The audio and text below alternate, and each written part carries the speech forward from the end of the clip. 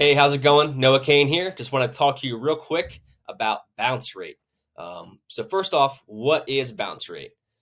Bounce rate is a metric that you can find in Google Analytics. It's actually a metric that's in the old analytics. Google in 2023 is having people switch to Google Analytics 4, which looks like this. And instead of bounce rate, they now have what is called engagement rate. I'm going to explain the difference between the two um, in this video here. So, bounce rate in the old analytics, which is actually the analytics that I prefer, is the percentage of time that someone lands on your site and they only visit one page and then they leave and go somewhere else. Um, as you can imagine, that's a number you want to get as low as you can. But being realistic, you are going to have some bounce rate. There are going to be people who land on your website and they just leave, right? That's just going to be what it is. But if you can, you want to improve that number as best you can, get it as low as you can within reason. So that way, a majority of the traffic to your website is exploring things and finding what they want. Conversely, in Google Analytics 4, which you can see over here, um, they've switched bounce rate to a term called engagement rate. So engagement rate is a little bit more of a positive metric, right? So bounce rate is kind of negative, as in it is telling you how often people don't engage further with your website, whereas engagement rate is the percentage of time people are taking a positive action, meaning they're visiting another page on the website, they are converting in some way. And as you can see here, for this client, 66% engagement rate, that's actually pretty good. That means conversely, 44% of the time, people are bouncing. So here we have a majority of people taking a positive action. And so that would be considered a pretty good engagement rate. So now you're probably wondering, all right, I have a website. How do I, go about fixing my bounce rate or my engagement rate, right? And probably the single best thing you can do if you have the resources to do it and it's possible for you is to improve your site speed. Um, People are more and more impatient these days, and more people are searching for products and services on their phones, and they expect those websites to load very fast. So if your website loads slow, particularly slow on mobile, you're going to have pretty high bounce rates. This is going to be what it is. Obviously, there are some websites that have a lot of images and videos and assets. It might not be possible for you based off of what you're aiming for with your website to get that site speed where you want it to be, but you want to improve that as best you can.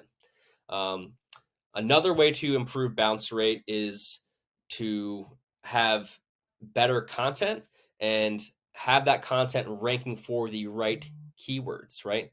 So sometimes you might have pages that are ranking for the wrong keywords. Maybe you didn't optimize the page correctly. You didn't do your right keyword research, and you're attracting traffic that you don't actually want. So really the best way to reduce bounce rate or improve engagement rate in that scenario is you want to have content that aligns with your keyword goals and what your ideal customer is searching for.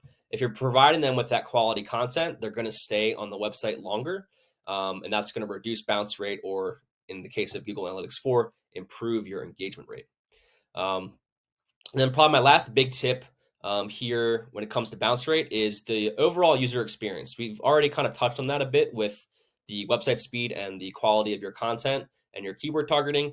But in general, just kind of philosophically, right? I'm on the Patagonia website now. When you land on a website, the person who's searching for something, it needs to be very clear they found exactly what they were looking for, right? So let's just go explore, this site real quick. I'm going to go to this. I'm going to shop by activity. I'm going to go to this climbing page. And if I were to land here, climbing clothing. All right, let's say I had typed in rock climbing clothing or something of that manner.